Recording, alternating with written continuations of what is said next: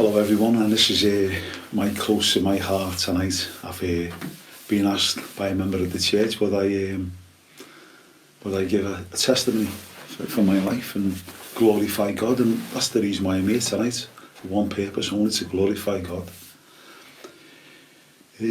So basically I'm Paul, and I'm 54 years of age now, and I'm the eldest of 3 children. It was me, our Lynn, and our Philip, and my brother and sister.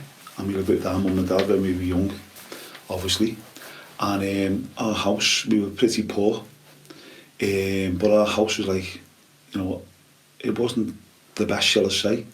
We struggled to make ends meet, financially, but more so emotionally.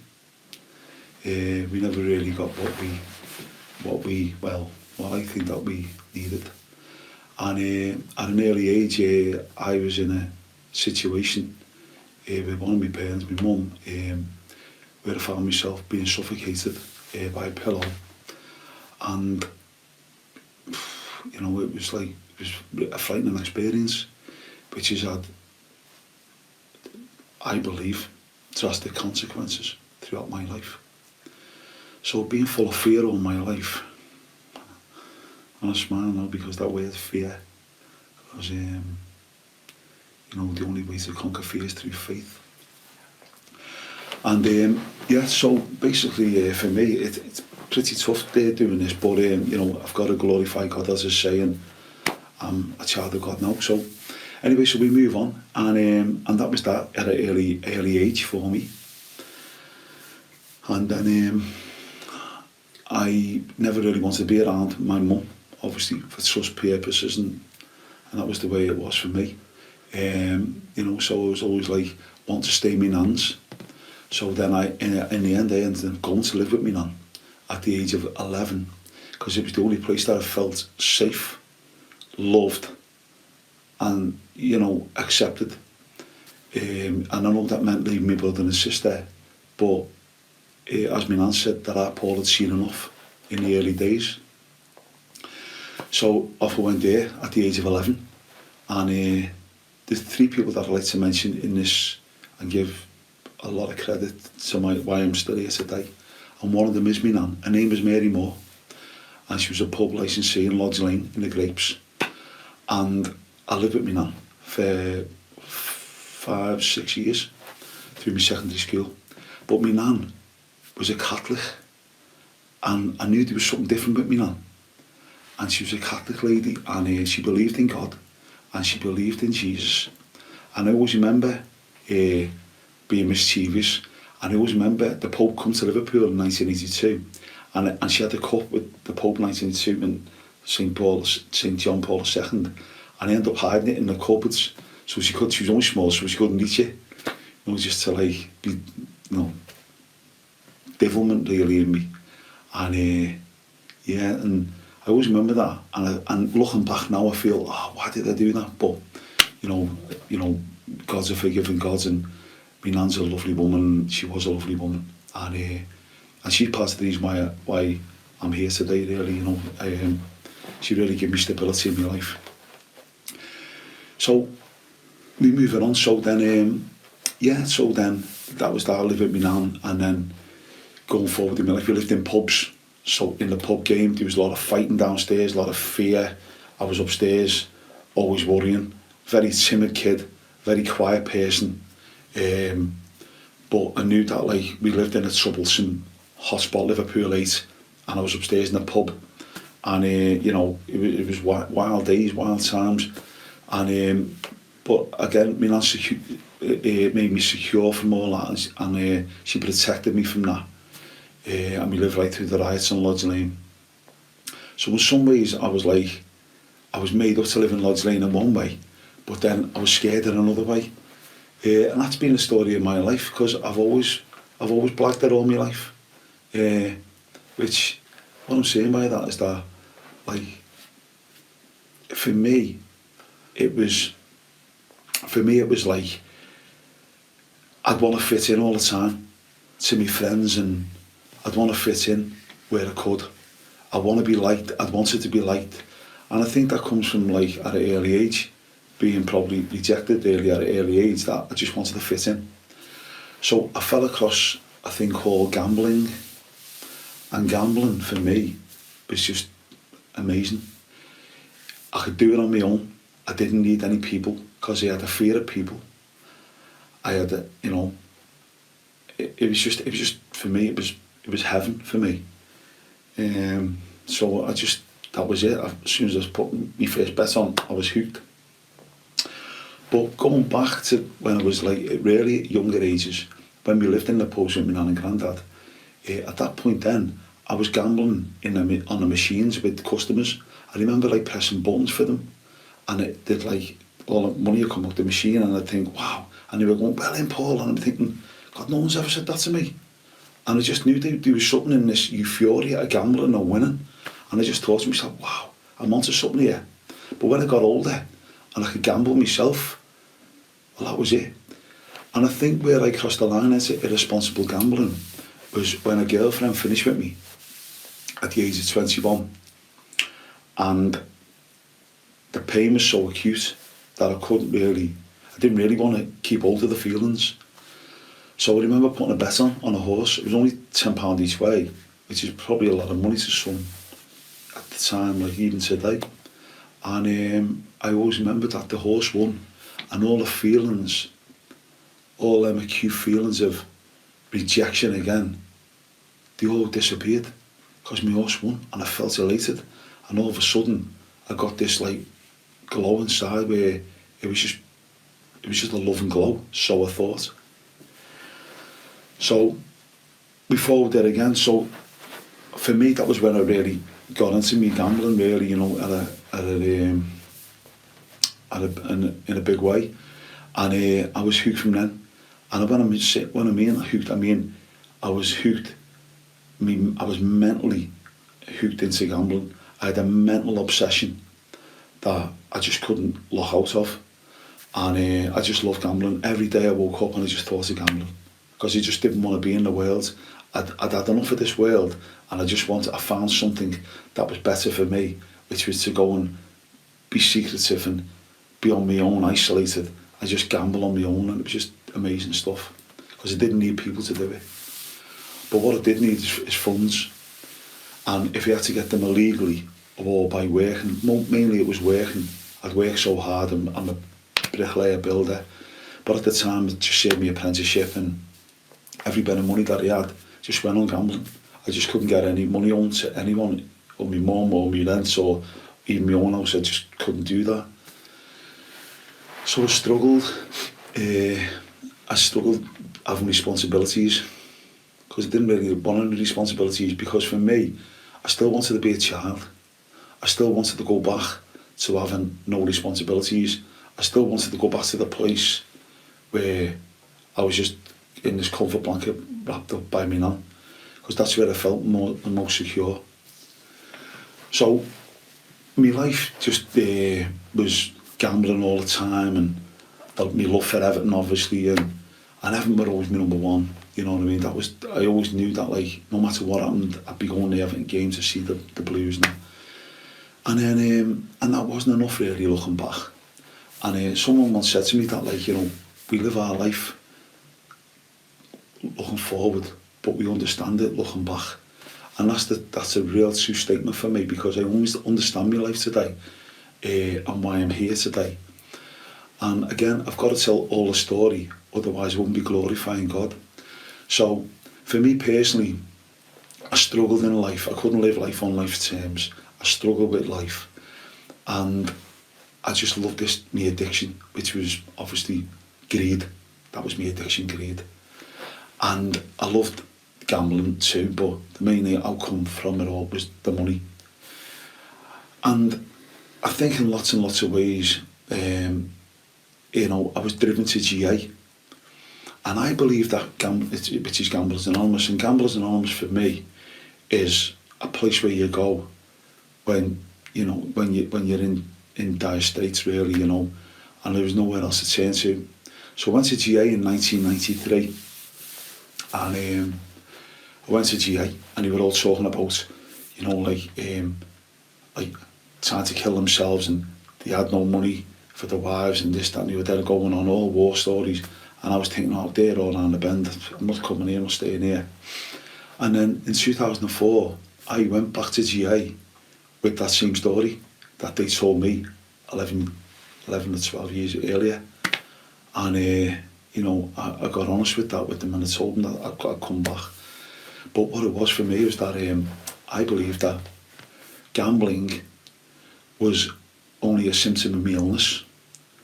So I had lots of other mental issues going on. I had, you know, I had a spiritual malady going on. I wasn't well spiritually, physically or mentally. And I just needed help. So I went to GA because I thought that GA, for me, gambling was the problem, but for me, GA was the solution. And GA was the big mirror that made me see who it really was. And it was just great that I could be around people that could identify with me, and I could then identify with them. But upon entering GA, I was told that I had a mental obsession and an emotional illness, and I didn't really know what them words meant.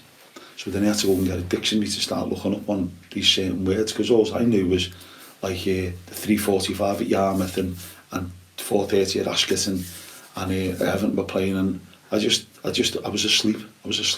But GA woke me up, gambling woke me up, and I believed that GA was God's answer, and I believed that GA, my gambling, was the tool that God used to get me closer to Him, because I didn't know about a God up until 10 years ago.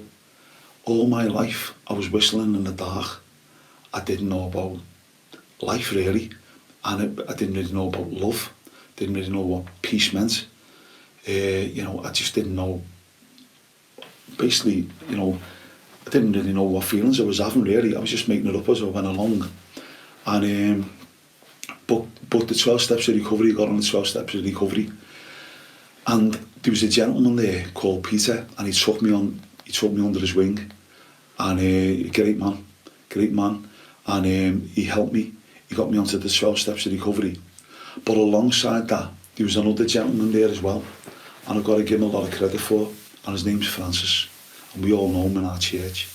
It was Deacon Francis. And what he used to say to me was, listen, so we had Peter on one hand, hold me hand, and he had Francis on the other hand, hold me hand. So Peter worked the programme with me, and Francis would take me to church. Because on a Friday evening, I used to sit with Father Peter and Margaret Kane and all the gang, you know, great, in fact, you know, and it was just fantastic to be in a room full of peace. Now, I didn't know what these people had, but they had peace, and they were smiling, and I thought, you know, I'm in serious debt here. Now, at the time, I'd lost my house, I lost my mum in 2007. Then I lost my home. I was homeless, and I was with Sarah at the time and her 2 children. And yeah, I lost everything through my gambling, and I owed my friends £160,000 to them. And the first 3 or 4 years I was paying interest only on that. I was working so hard 7 days a week. You know, it was really, really tough times, really tough. But I felt that on the Friday evening, once I paid the loan sharks, and once I paid a little bit of money for food for the family, I could go to this church and just sit there and just be so peaceful. And I've never felt a peace like it. And I thought, God, there's something going on here. Now, when I was in GA, they were all talking about God and certain things, and I'd be sniggering and, you know, making fun of it, oh God, and I'm thinking to myself, I just want my house back, I want my money back. And they're all saying that God's got the answer, and I'm thinking, you don't know what you're on about. And, you know, and I just couldn't make head and tail of it, what was going on. But anyway, I just kept coming to church on a Friday evening, and I kept going to GA on a Wednesday evening, 12 steps of recovery. Kept going to all the GA meetings as well.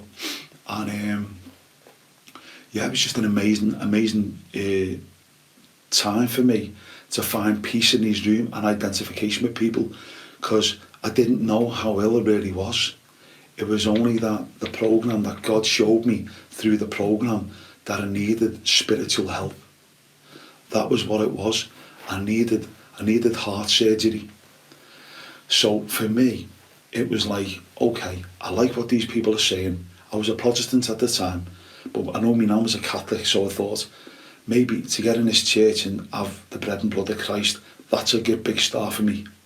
So what I'd done, I asked Father Peter could I join the church, and I went on a journey to faith with Sister Wynne and Father Peter and Francis and Margaret, and I'd done my journey to faith, and that was fantastic.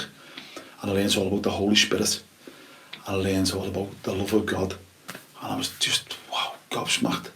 And as I'm in these meetings, whilst I was in these meetings, I was having peace in my mind, because outside the meetings I was racing, trying to get the money for the loan sharks, trying to get the money to pay this, trying to get the money to get paid that, and I was struggling, but I just felt that I had to get to as many meetings as I could, because it just felt so peaceful.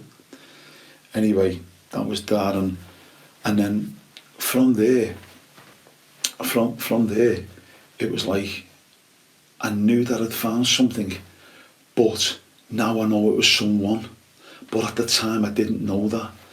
And I've come to church, and I then give myself to Christ. I am now a Roman Catholic, and I'm proud to say that. I'm a Catholic. I have the bread and blood of Christ now, which is probably what my nan always wanted for me, because she did tell me that when I was younger, that God was good, and Jesus loves us, God loves us, and you know, so that was an achievement doing that. That was an achievement doing that. But all alongside this, I still had life going on. So I had someone help me with the program, and I had Francis on the other side helping me. But it was in 2000 and about a year after coming to church that we had a GA meeting in St Anne's, and I decided that I'd had enough of life, and there's 2 rooms upstairs in the second floor, and I took rope up there, and I just wanted to end my life. And I remember I hanging myself in one of the rooms high above where the secretaries were working. I could hear all the typewriters going. It was on a Friday morning, and I pushed my leg out onto the rope off the banister, and it swung out, and it was in the dark, and this light just appeared in the room.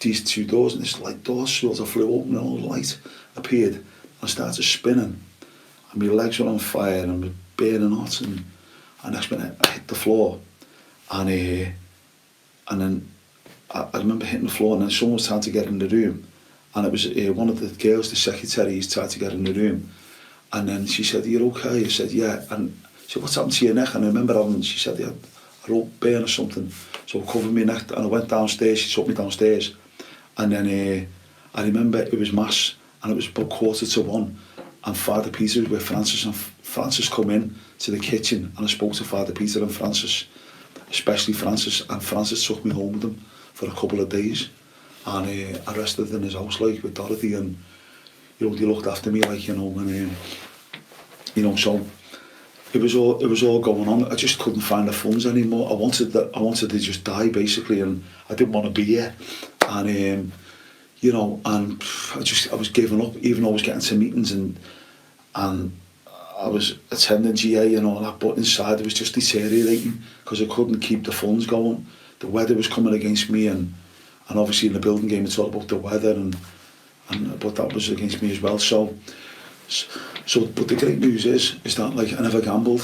I done God's will, and I never gambled through it. And you know, I had a few slips. I did have a few slips, but not to the excess that I was gambling. It was like periodic, one every year or one every 2 years or whatever. The most I've ever not gambled in my life is nearly 5 years, and as I say, I'm 54 now. But yeah, you know, so that was that. But the big shift now for me is this, because I kept coming to church, I study the Bible, I've been given a Bible, I work the 12 Steps Recovery program. But for me, it's all about me knowing God, getting closer to God for me. It's all about glorifying God. And I'm saying to you right now that I wouldn't be here today if it wasn't for the glory of God and the love of God on my life. You know, there's not many things I've wanted to say here today, but the most important thing is the love of God on my life. And it's ironic, I work with numbers, and what I'm saying by numbers, I mean God shows me numbers in my dreams. Like I get up at 3:33 and I go to the Bible and like read upon Jeremiah 33:3. You know, call to me and I will tell you the things unknown and unsearchable. And then I love Jeremiah 29:11, obviously. You know, I know the plans I have for you, plans to prosper you. You know, and you know, and it's ironic the way like 29:11 is my favourite, like my keypad numbers, because they were my nan's birthday, Mary Moore's birthday. So it was like my birthday's on the 29th of November. So that's really significant, that scripture to me. So for me personally, you know, this has been close to my heart, just to tell people that, like, you know, the love of God, if he can love me, he can love anyone, you know, and that's what it means to me. So where I'm up to today, so I'm out of debt. I paid all the loan sharks off only by the grace of God. I don't owe anyone any money in this world. I paid my dues. That finished in October, when I had to pay my last instalment to, you know, a loan shark. So it's been a tough road, but again, it's only by the grace of God that I can sit here tonight and just say, like, you know, thank God. And I just love everything to do with God and who he is. It's just an amazing, you know, it's just an amazing story. As we know, it's the greatest story ever told. And it's all about the love of my life, which is Jesus. So I'll just like to leave it there. And thank you very much. Thank you.